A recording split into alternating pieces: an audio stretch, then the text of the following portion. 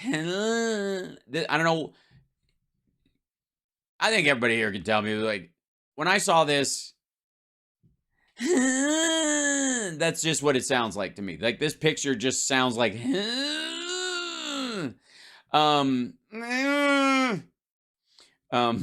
to the chopper. Wrong movie. This is the,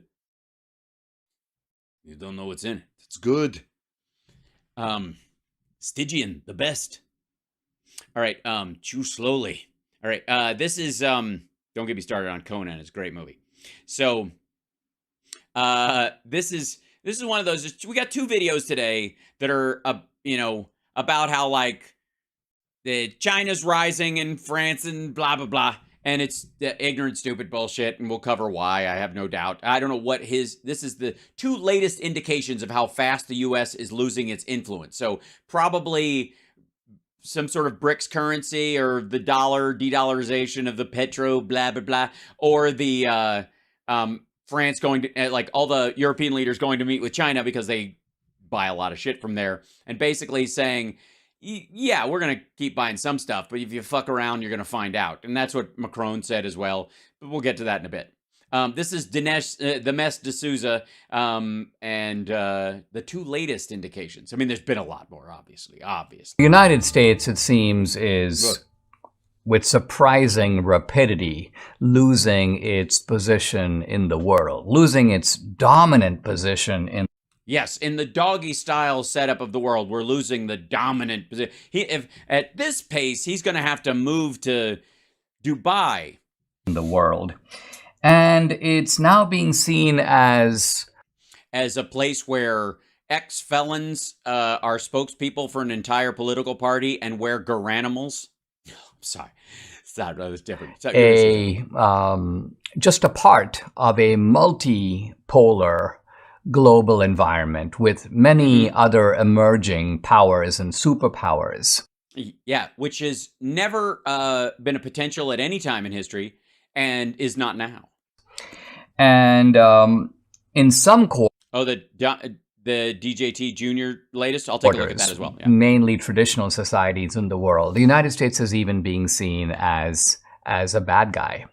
Sorry, and traditional societies, what? And in some quarters, mainly traditional societies in the world.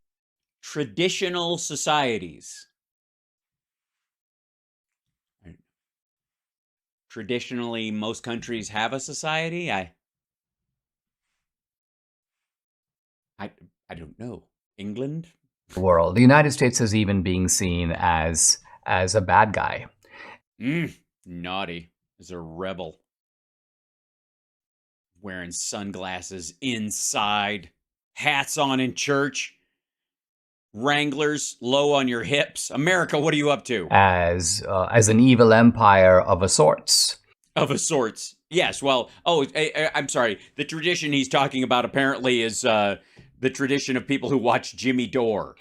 Now, when I think back on this, it all is such a eerie reversal, because Reagan called the Soviet Union an evil empire. The only... And you think they didn't learn from that and use that as propaganda to push back in the same way that the fake anti-war effort right now is calling people warmongers for wanting Ukraine to be able to defend itself, that kind of shit, where you take the peace movement and use it to guarantee that Russia can win any conflict in Georgia or Chechnya or Ukraine or any other country they decide is magically theirs. The people who would call the United States an evil empire were Islamic radicals. And now it's just, I don't know, oligarchs in Russia, Chinese Communist Party leaders, Arabs that still have slaves. Gee, we're losing all the best people. If I flash back now to about 2000, 2001, yes, all the free press we got because of 9/11. Bin Laden gave a kind of an infamous address in which he talked about the United States. I think his infamous address was in Pakistan or whatever. That was his last known address that I'm aware As, of. quote, the head of the snake. And part of his argument is that there were many evil powers in the world, some of the Gulf kingdoms, Israel, but the head of the snake, the worst, the people, the power spreading its influence to all the others was, in fact, the United States. Yes, any country that has ever been in opposition with another country has, for the entire period of that time, been referred to by the country they are at conflict with, or the group they are at conflict with, as the worst bad person, thing, monster, whatever. You know what? Is the mess suggesting that we should have lived in a way that that Osama bin Laden would have liked? And when you see the Biden administration relentlessly promoting these LGBTQ agendas, yes, you're just like, oh, shit. You think Osama bin Laden would have hated us then? Imagine if he was still I just saw on television, and I just saw on television two men covered in oil making out. One was playing with the other's genitals. I mean, I think it was a television. It might have been my laptop, but I was watching it and I was disgusted, and I had to rewatch it to realize how disgusted I was. And I was like, they made me click on this link. Anthony Blinken, the Secretary of State, he goes, LGBTQ now is foreign policy. Think about that. Yeah, freedom. We've been after the freedom thing for a long time. Women's rights were part of that as well, and that's kind of understood at this point. And same thing is true of gay rights as well. Yeah, people. That's the whole thing about freedom. The whole laissez-faire. You're allowed to be whatever the fuck you want to be, and you're not forcing what you are on someone else. You are just being that thing, and no one else can stop you from being what you innately are, because fuck off, because that's America. Meanwhile, this dickhead just. You get the feeling like he's like, ick, if only we could have had a true leader like Osama bin Laden. Think about going to people around the world, traditional people in Asia, in Africa. Bigots, he means. Some in South America. Yeah, okay, and certainly in the Middle East. What? Don't leave out the Russians and some Eastern Europeans. They're notoriously anti-gay. And trying to force them to change their laws and. No, that you're not forcing them to. But if you want to interact with us, you can't. I don't know, kill them. I'm sorry. You want to benefit from our economy. You want access to our markets. You want to form businesses and the like. Yeah, then. You can't kill people for the shit that we allow in our country. And if you don't like it, traditionally, go back to fucking basket weaving. Fly LGBTQ flags and tie U.S. Trade deals and U.S. technology agreements and also U.S. aid, all to embracing this agenda that many of them find morally abhorrent. I mean, this. Yes, they find it morally abhorrent. Beheadings, they don't find morally abhorrent. Morally abhorrent. I'm going with morbidly. Morally abhorrent. See, the thing is, we as a nation find, in general, and this is, maybe you're not included in this, the mess, but the vast majority of Americans find it morally abhorrent that gay people are killed simply for existing in some countries.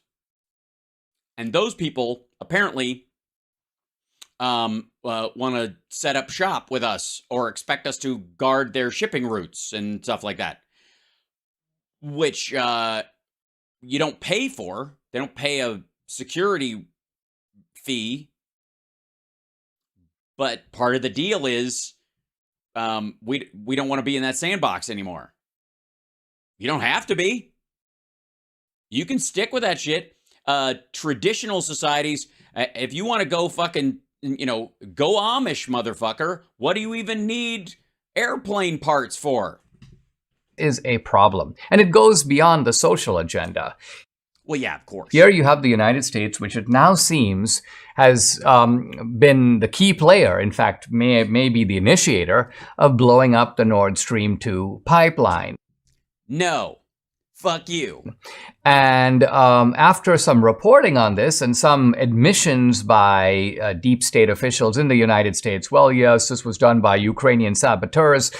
Okay, first of all, deep state admissions. Who the fuck are you talking about? But then people said, wait a minute, Ukrainian saboteurs can't do this on their own. Yeah, it's almost like the Russians used Ukraine, rented a boat and used people with Ukrainian IDs to do it so that they could float this fucking boat out there so they could blame it on Ukraine, but it didn't work out. So they're kind of twiddling their thumbs and just letting dickheads like this sow the seeds of doubt all the time because an answer is not the point. It's paranoia is the important part. And again, it's like being stuck in study hall with some dipshit who got bad weed. They're not going to be able to pull off this kind of operation in a highly guarded area. It's right. Yeah, it's true. It is a highly guarded area. As a matter of fact, there's cameras and sensors all over the Nord Stream, at both of them. And Russia has that footage and that data. Oh, you know what? Also, Russia had warships in the area for the week preceding.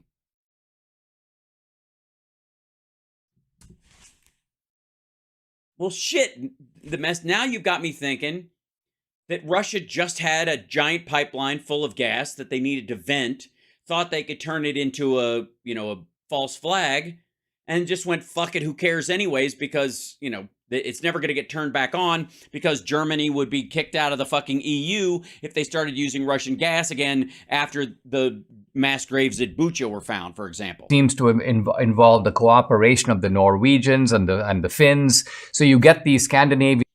By the way, this assertion, I think, comes from the fact that this was close to their waters, and by not saying that the U.S. did it, because we didn't, by not just going, yeah, I was totally fucking them, that's them coordinating with us, colluding, if you will. In governments.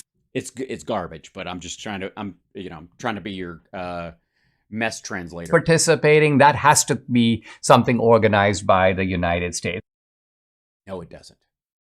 Not at all. As a matter of fact, Occam's razor, the easiest explanation for the explosion of the Nord Stream pipeline is a pig.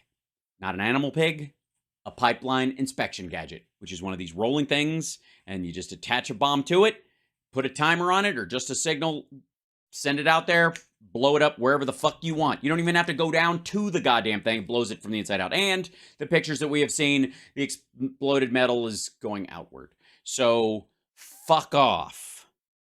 And recently in the New York Times, very interesting, a long article about the Nord Stream pipeline that concludes, in effect, it may be in no one's interest to find out more about who did this. This is almost like... Well, certainly not the Russians, or they would provide all the footage that they have from their underwater cameras and the data they have from their underwater sensors. Wouldn't you think? This is almost like something the New York Times reporter got from some CIA official. Hey, listen, put out the... Oh, by the way, that's a talking point right now. So they got this from a CIA official. Put that little phrase in parentheses. That has been making the rounds on almost every video I have seen on the right now about anything, like everything practically, but from, specifically Nord Stream, the money coming in, or going into Ukraine is all just a black site to the CIA to spend someplace fucking else, whatever. And then even to the point, I believe, where, let's see if, do I have that one? Hold on, let me look in here. Is this,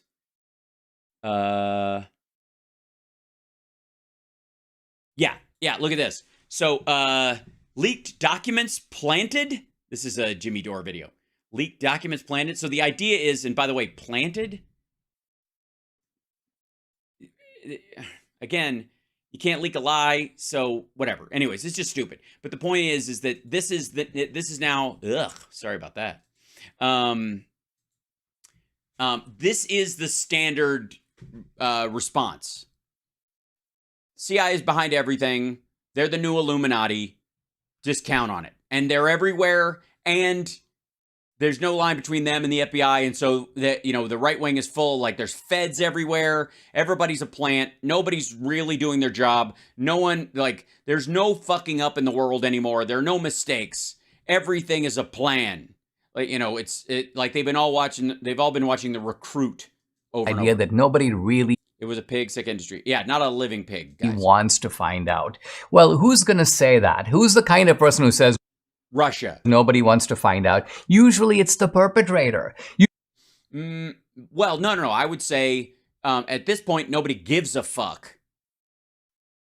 There's no point. It's immaterial. But usually the person hiding the smoking gun, the detail, whoever has, you live in an apartment building and one of the apartments was robbed, and there's some people in the place who think dude took out an insurance policy and robbed himself. And there's another person that says his ex lives across the hallway and she and her boyfriend don't hate his fucking guts and they're always arguing. So they probably walked across the hallway and took it when he was out, and she probably made a key and blah, blah, blah. And then the other one is like, there was no, the window, nobody can tell from the window, because it's already boarded up, whether it was busted out or busted in, but somebody else in the building did it or it was a stranger. But one person, the super on the site, has access to a camera that points right at the fucking door and a camera that points right at the fucking window. The site where they went in and came out, or came out and went in, whatever the variation was. They came in through the front door, left through the window, came in through the window, left through the front door, whatever the fuck they did. Somebody has the footage on that. And in all the argument about whether it was him, whether it was at one point, you're going to go, can we just see the footage? And the person who says, no, I'm not going to show you the footage, suddenly, I think, becomes suspect number one. Right? Why the fuck not? Why? Why won't you show us the footage? Why won't you show us what time the alarm went off? The silent alarm went off. Any of that shit. Why don't you let us know if the sensor on the door was broken first or the sensor on the window was broken? And you're not telling the cops either. Why won't you tell the cops what the fuck that was? Does that make sense? I continue. Usually it's the people who did it. They're like, yeah, it's not really that important to know who did it. Let's just acknowledge that it happened and kind of move on. So think about, again, how the world is going to react when you have the United States and condemning international terrorism, going after people and saying, listen, you're a terrorist. This is a terrorist organization. You're on the State Department's list of terrorist organizations. And here's the United States covertly. It'd be one thing if the United States said, listen, we are at war with Russia. We are openly. By the way, you're not taking crazy pills. The mess is making a correlation between, is saying that creating a moral similarity between blowing up a pipe full of gas and killing a bunch of innocent people in a market with a suicide bomber. And in one case, he's alleging that somebody did it, but they will not claim their responsibility, or they will not admit responsibility, or they did not indeed do it, and it doesn't matter. He'll just assume they did, and therefore by them not giving a shit and moving on because they didn't do it, that automatically implicates them as guilty. In the blowing up of a pipeline versus the Osama bin Ladens of the world, who would send in a suicide bomber into a market, that person would kill themselves and dozens of other people, obliterating them, blowing their arms and legs off their face, as Trump likes to say, and then say, not only we did it, but we're proud of doing it. And that's the same thing. And that, by the way, the United States, by going, that's bad, don't send suicide bombers into markets while people are trying to buy dinner for the evening to cook for their family and blow them to fucking smithereens. And he thinks the response from that group will be, how do you have any moral authority? We think, blew up a pipeline that could have been any number of parties.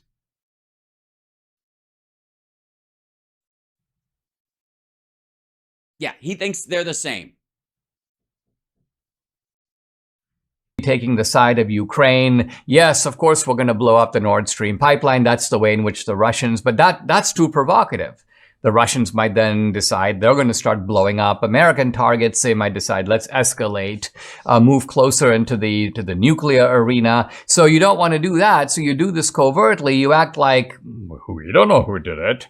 Oh, it's probably some renegade Ukrainians, kind of like in the movies. It's never really. By the way, the U.S. didn't say it was quote unquote renegade Ukrainians.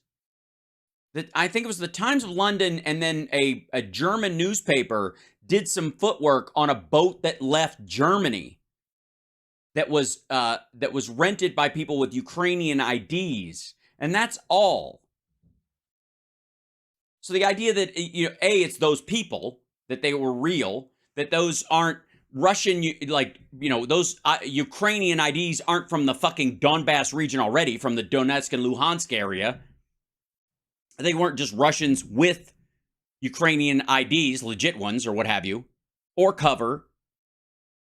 And again, like the Ukrainians themselves, if there were a group of them that rented this boat to go out and do this thing, wouldn't, if it was that big an operation, wouldn't have the smarts to kind of cover their tracks better. It's just the automatic acceptance of the Seymour Hersh one note, anonymous source, and then just operating on that premise going forward. Again, when the only country that knows for sure when the explosion, was when the explosives were planted, when they went off, and to what extent they were inside, outside, or around or under the pipeline itself, are the Russians. They're the ones with the sensor data. They're the ones with the eyes on the pipeline at every inch of it, according to them. So if the only person hiding a smoking gun isn't the killer, this is just like we're just getting into lazy territory now. The communists who do it is just some renegade who wants to set up his own evil empire, and he's the guy that's doing it that James Bond has to then track down. I don't know what he's talking about. It is gibberish. I think it's just filler. Or he needed some sort of, a Bond reference in this is logical from a cultural standpoint. But if you're going to make a James Bond reference in regard to the Nord Stream 2 pipeline, I would suggest your best bet is from The World Is Not Enough, my favorite Pierce Brosnan Bond film, where, because Sophie Marceau is magic and fantastic and tragic in that movie, and it's wonderful. And Denise Richards, but the idea that, they use a pig in there, it is literally got a bomb attached to it. It goes through the pipeline and they go, let it blow up so that they think we're dead along with it. Like the plot exists. You can go see it. It's not even an original fucking idea. Now, here are two signs of the new order, the new world order, if I can. Oh, good. I thought those were, that it was the fact that we blew up the Nord Stream pipeline covertly so that we wouldn't start World War II. I don't know. Put it that way. World War II Part 3.0 beta. Use a known phrase that seems to be emerging. India, I read this in the Indian press, India is now selling 200,000 barrels of oil a day to the EU. And when I saw that, I was like, India is selling barrels? India doesn't have any oil. India has very little oil. So how is India able to sell 200,000 barrels a day to the EU? Well, here's the answer. The Indians buy the oil from the Russians. This is so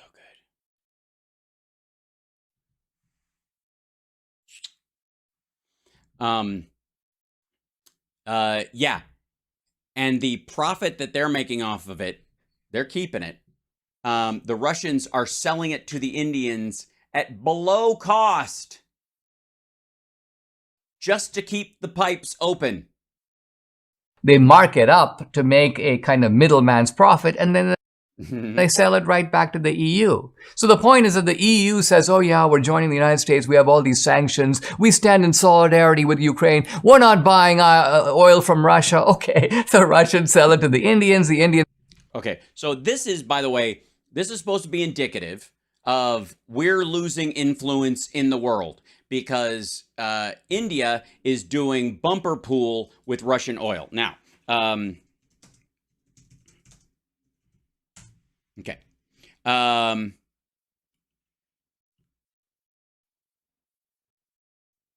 Let's see, Russian oil to India by OPEC Plus drive for a higher price. Okay. Yeah, this is his. I'm going to try to find the article that he's.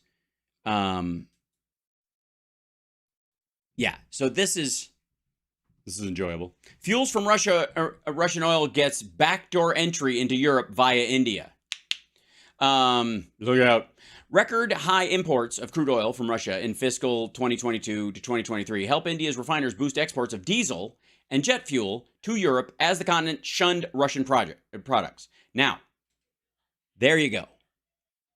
Diesel and jet fuel, not oil. They are refining it. They are not just marking it up and moving it on to Europe as the continent shunned Russian projects. Preliminary shipping track from Kepler and Vortexa showed access to cheap Russian crude has boosted output and profits at Indian refineries. That's very different, enabling them to export refined products competitively to Europe and take a bigger market share. Now, once this goes away, that goes away as well. If the price of Russian oil went back up or is just ultimately cheap, like the idea that they're doing the refining, they add worth to it and they're buying it at wholesale prices. So they're already buying it at a level below the cap, below the European cap for, you know, the price cap put on Russian oil. And then they're refining it. Okay. Yeah, tell me again. Oops, hold on. Tell me again how they're just buying just boatloads of oil and then they're just trucking them straight to. They still have Russian writing on the barrel. It's just all a big scam. Turn around and sell it to the EU. So see, that's what they do. They just turn around and sell it to the EU. Apparently, I don't know why we don't have more refineries in the United States pumping out more gas and bringing the price of gasoline down to $1 a gallon, because apparently all you have to do to turn a barrel of oil into diesel or jet fuel or gasoline is turn the fucking thing around. Russian oil ends up in the EU, and the Indians are quite happy to make a kind of middleman's commission on. Also, I defer to the mess to talk shit about his country of birth. But in this particular instance, they are not just simply skimming a middleman's profit off the top and being, just as effectively being a front for the Russian mob. They are refining the product in their country. They are selling a refined product. Now, they have always sold refined products because that's why they have the refineries that they do. But they're buying Russian oil very cheaply and selling the refined products to Europe as well. But Russia is not seeing a profit off of those things. If anything, again, it might keep the pumps flowing in Russia a touch, but it is unsustainable. And the mess. Let me, on top of that, if I may, hold on, I got to open up another browser window for this fun stuff, because why the hell not? Is that let's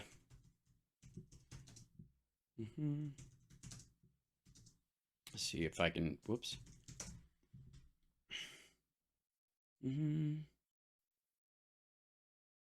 Yeah. Let's see. This is yeah. Here you go.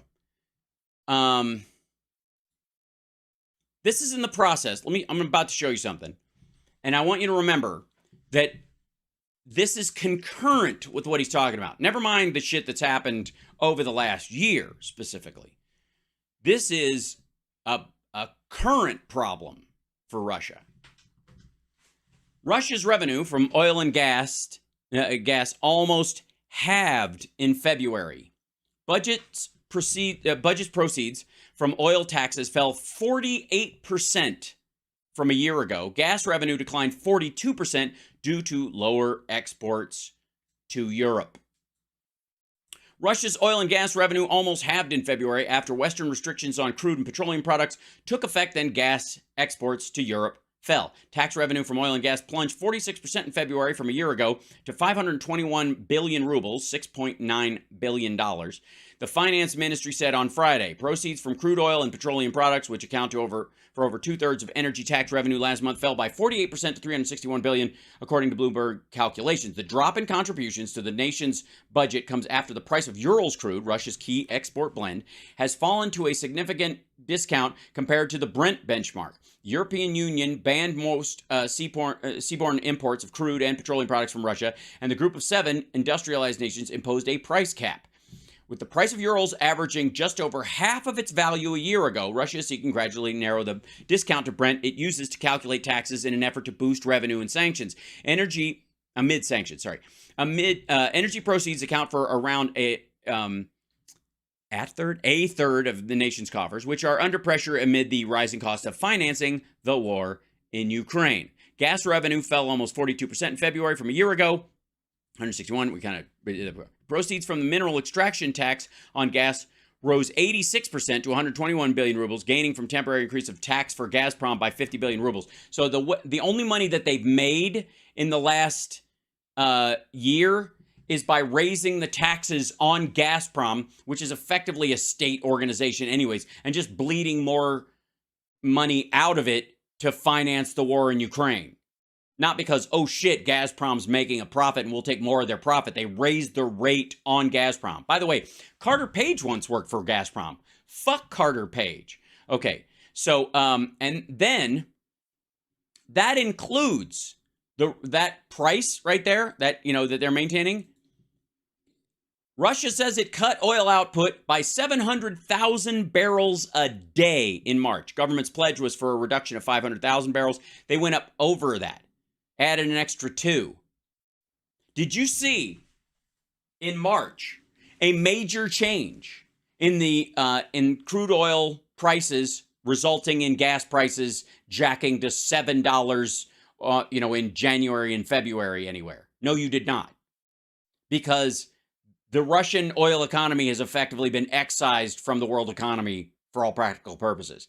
Nobody gave a shit.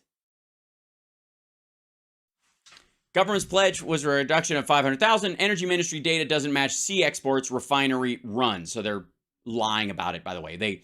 Part of that, too, is that they cut it and they're giving deals. They're giving extra oil to China and Russia and others. And so they're effectively cutting their price to bare bones. And then they're throwing in bonus barrels of oil just to get rid of them. Remember when oil dropped below zero during the Trump presidency, and he was like, I'll wait till they get up to $35 a barrel before I refill the strategic reserves? Remember that? Yeah, me too. Russia is getting very close to that territory again. For real. So they are greasing, no pun intended, the fucking wheels to try and keep this shit rolling through there. So, if I may, fuck these idiots and their silly, childish, ridiculous concept. On the deal. The French president, Emmanuel Macron, just got back from, guess where? China. Oh my God. And the French don't even have a word for Chinois. And here is what he comes back saying, quote, the great risk Europe faces is, quote, getting caught up in crises that are not ours. You'll hear in a moment. This is they consider Ukraine ours, and Taiwan is his question. By the way, France is not being involved specifically in the Taiwan Strait issue. He goes on to say, hey, listen. Never have been, never will be. Listen, everyone keeps dragging us into Ukraine, and they keep dragging us in. Oh, no, my friend. He's not talking about Ukraine. He's He's talking about Taiwan specifically. And that's because the French have nothing to contribute to Taiwan. They want us to issue an ultimatum that if China does something with Taiwan, we're going to be there fighting on the Taiwanese side. He goes, listen. No, he's saying we're not going to do it automatically. We're going to do it because of our values. We're not, and this, okay. One of the things people need to know is that, you guys remember Macron, remember his handshake with Trump? Remember that shit? It was his manhandling of Trump during that shit, this business. Watch this. 1,000, 2,000, 3. Just holding onto his hand and walking with him. He's got his hand on his, he's like, Trump's trying to grab his hand back and Macron's not letting him go. And he's talking to him and he's like holding him and he's like, Trump tries everything to try and like move on to the next one. Maybe if I kiss her, he'll let go of my hand. Fuck, he's not letting go. And then maybe if I offer him my wife, he'll let go. And he hangs on and he passes the hand to try and get it off. There he goes. Now, same shit. He did that stuff. Macron does this. This is one of Macron's tricks. And he's like, he throws this whole like, I'm your fucking buddy business into everything. It's my great honor to be with the newly elected president of France, who ran an incredible campaign and had a tremendous victory. All over the world they're talking about it, and we have a lot to discuss, including terrorism and other things. And including terrorism and other things. Congratulations, great job. Look at Macron. Thank you Get very these much. pictures. Yeah, there you go. Je suis très heureux pour ma part aussi d'être avec le président Trump. On a un agenda. And then, so Macron goes to China. And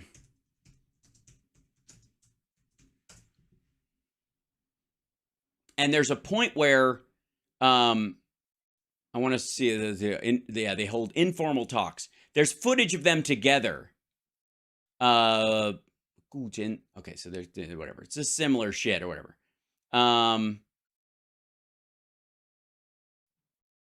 Yeah. So knowing this about him, let me show you.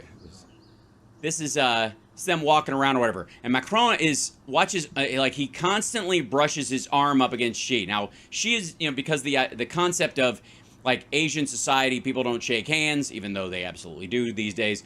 That bowing is a more normal part of society, yada yada yada. That he doesn't expect to shake hands with him. So he walks along with him with his arm basically touching him the entire fucking time. And Xi Jinping has his people set this fucking table up. So not only are they far away from each other, but look how far the chairs are from the fucking table. It's uncomfortable. It's very weird. And the reason is because Xi Jinping is trying to stay out of here. I think there's a moment where he gets close to him again.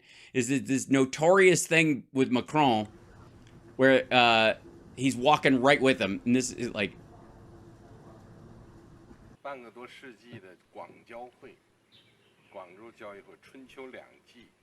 yeah. Explained to Xi that has appealed to Xi to bring Russia to its senses and bring everyone back to the negotiating table. Like this is his, he's being the carrot in this particular instance with China.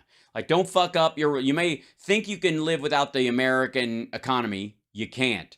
But you definitely can't live without the American and the European economy. And I'm not covering your ass during this. Now, there was, okay, hold on one second. One more piece of this because I think it's important. The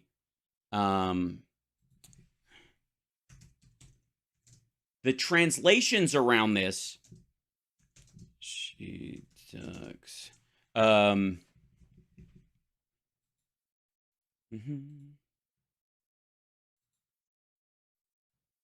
see, get this in like hold on. Let's see. I'm gonna try to do this. Translation probably will bring it up. Oh, this is the other thing too. I fucking love this. All right. So there was a lot of talk about the fact that Yeah, here it is. This is excellent. Okay, so remember the ridiculously long table that Putin was sitting at, and like everybody made fun of it, and like he's afraid, like he needs to be far away from fucking everyone because he's afraid he's going to get snuffed. He's completely paranoid. Okay. Apparently, and this is not particularly normal, apparently Xi Jinping decided to do the exact same thing. There's Xi Jinping. Here's Macron. There's another translator, the ambassador, sitting way over here. It's absurd. This isn't, if you have, these people are all sitting back here. They're not sitting around the table. They only set places for the leader and then the Chinese ambassador to basically just sit at these Trinity points in this fucking giant table, which is just ridiculous. It's absurd. But the idea is they're basically copying what he was doing. Now, Eric Garland speaks French. Je parle français comme une vache espagnole, but Eric speaks very well. And so he's pointing out that the way they translated this, here's what President of France actually said about America and China, as translated by me, a professional translator, 25 years of experience. He goes, first, some context by way of credentials. I started my career in Paris almost 30 years ago. Diplomatic level French is very subtle. Basically, they can tell you to go fuck yourself without cursing, and their meaning is frequently exact opposite of what the words say. Of the word said. I'm a big fan of what the French call faux amis, words that sound exactly like the American or the English version and mean the exact opposite. For example, when Trump visited Macron, you need to listen to Macron in French to notice that while he said a million nice things about America, he didn't mention Trump at all. Maybe he said his name once, twice, stuff like that. Okay. So Macron is frequently targeted by media that really represents various corrupt foreign interests. Boy, they don't like the serious pro-NATO French president much. Meanwhile, Macron has raised up counterintelligence agents from the USA to the Pantheon. Okay. This is that backstory. So Politico apparently did a little pick and choose and made it sound like Macron was weak on France. Well, bullshit. So here are a couple of quotes from the French press, properly translated and interpreted in terms of actual geopolitics. Pendant trop longtemps, l'Europe n'a pas construit cette autonomie stratégique. Aujourd'hui, la bataille idéologique est gagnée. For too long, Europe hasn't built strategic autonomy. Today, that battle has been won. So Europe is going to act in a united front. Le piège pour Europe. The trap for Europe would be the moment when it clarifies its strategic position, but then gets tangled up in world destabilization crisis that aren't Europe's. Macron is likely talking about is looking at the implications of a united Europe. Now, what's the backdrop there? Well, Europe has a European Union and a European Parliament, but it's flooded with money and intel operatives from Russia, China, Saudi Arabia, Israel, Emirates, etc., who all keep Europe from making very good policy. Macron sees beyond that. So we're only 2 sentences in, and this is a real policy discussion. Macron is forecasting that as soon as Europe starts acting in concert, it could get sidetracked by world crises, so it needs to remain stable and focus on its own policy goals. Pretty reasonable, right? For the president of France, strategic autonomy is crucial to avoid European countries being just vassal states rather than a third strategic axis on the same level as US and China. So Macron sees Europe as standing on its own 2 feet. By the way, that is the position of Joe Biden as well. It is not the position of China. China views the European Union as something to be destroyed. You see how much the English language press has been bullshitting its readers with these translations. I've read a bunch and they're not close. It's pretty embarrassing, actually.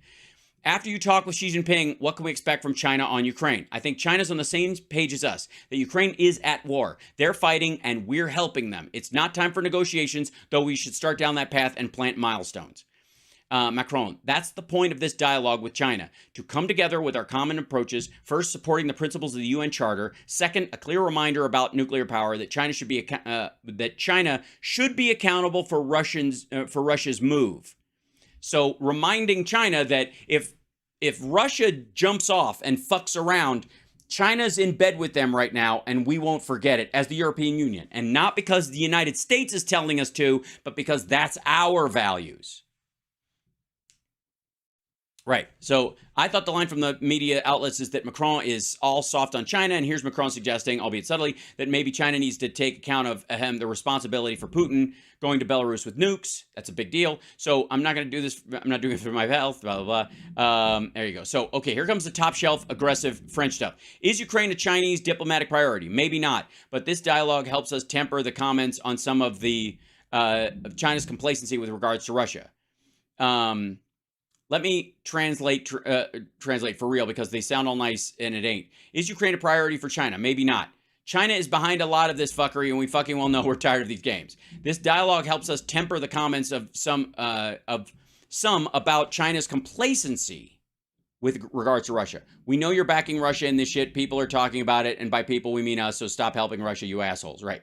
I could go on. The point is, it's a damn shame that none in the media employ people who care about this. And I got to do a couple more. Okay. From policy, legal, and doctrine point of view, there's never been this kind of acceleration of European power. And by the way, this includes them being all in on helping Ukraine.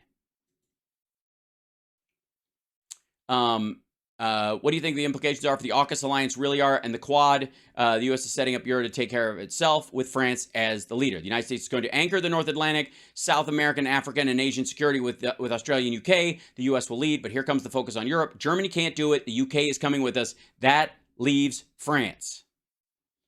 That's exactly right. The Germans decided to be pricks, and so we're helping France rise as the primary European voice, which does not, because of Brexit and because of their alliance with us on other shit, include the UK. The UK would have been that voice, but they are officially, because of Brexit, separated from the European Union. So it's got to be a European country. Which one would you pick? Poland? It's going to be France. That's the point. This is global fucking strategy on a mathematical level that I mean, I can't look at this outfit without thinking that he was like, it's a fetish. But the schoolboy seems very confused about it. Listen, that's not necessarily our fight. I'm spelling out a little bit more what Macron is getting at. No, you're inserting your own opinions about what he's saying based on nothing but your own desire to side with Russia. But what he's basically saying is, if America wants to do these things, it doesn't mean that Europe has to go along. Nope. They're saying that if America wants to do these things or doesn't want to do these things, Europe is helping Ukraine. We're not doing it because the United States is telling us to. Don't think we're a vassal organization just because you wish it was that way. The U.S. is your biggest buyer of goods, China. We're your second biggest buyer. Fuck with us, get the same problems. He goes, in effect, the question Europeans need to answer, is it in our interest to accelerate a crisis on Taiwan? No. The worst thing would be to think we Europeans must become followers on this topic and take our cue from the U.S. agenda and a Chinese overreaction. He also... And a Chinese overreaction.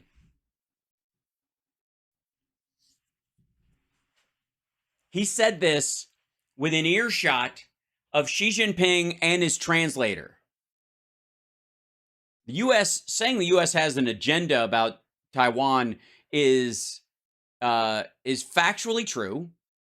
That is in alliance with the government of Taiwan, but definitely in that alliance, we would like them to remain an independent state and still have their own elections. There's definitely an agenda there in the same way that there are meeting points.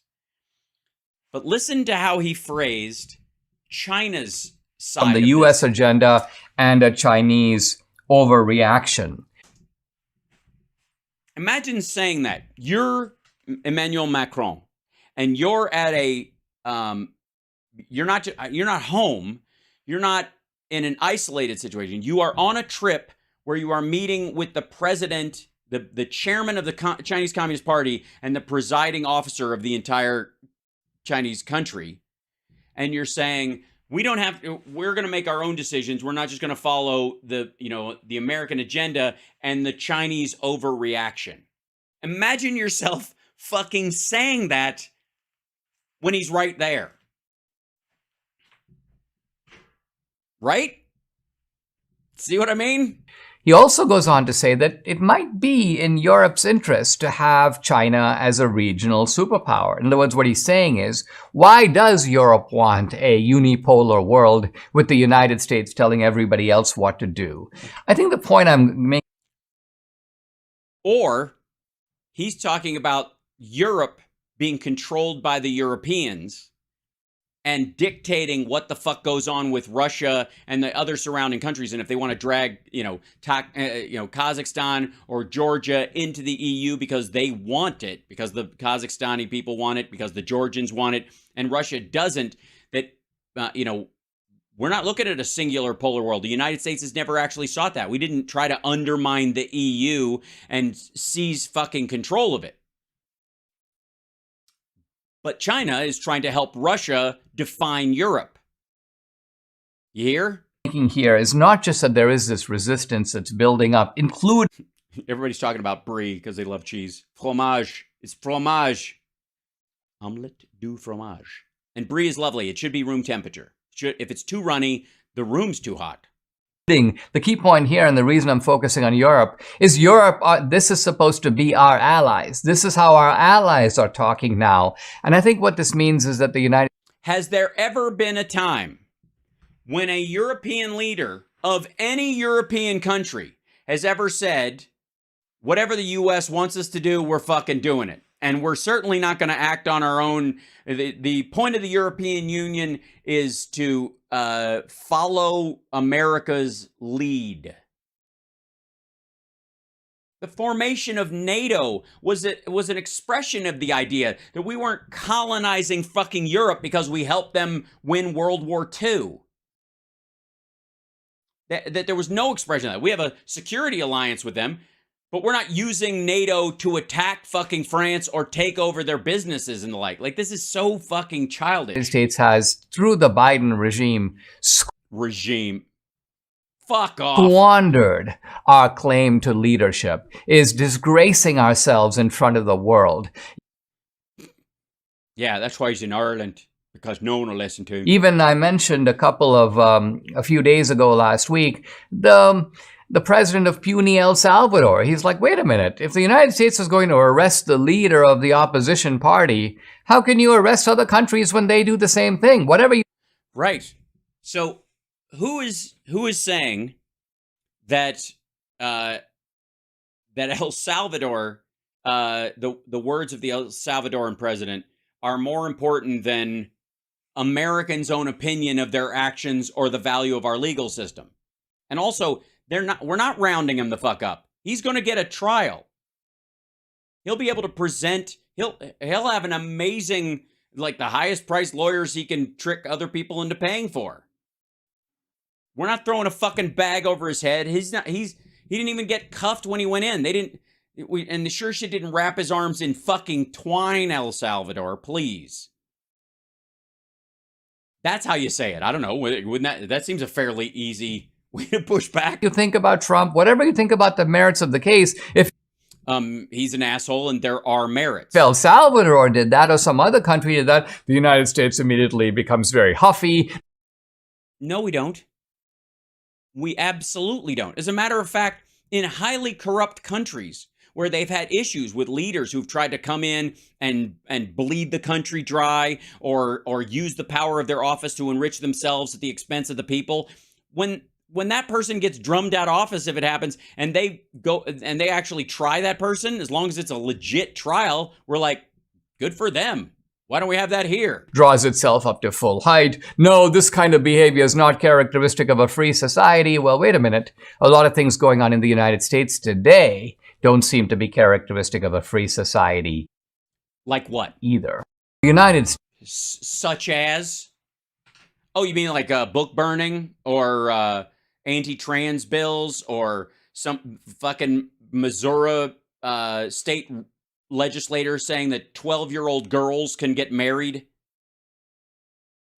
Yeah, those things, sure. But not the fucking rescue package or the infrastructure bill or the CHIPS Act or the concept of shoring up Social Security, Medicare, and Medicaid. I just sometimes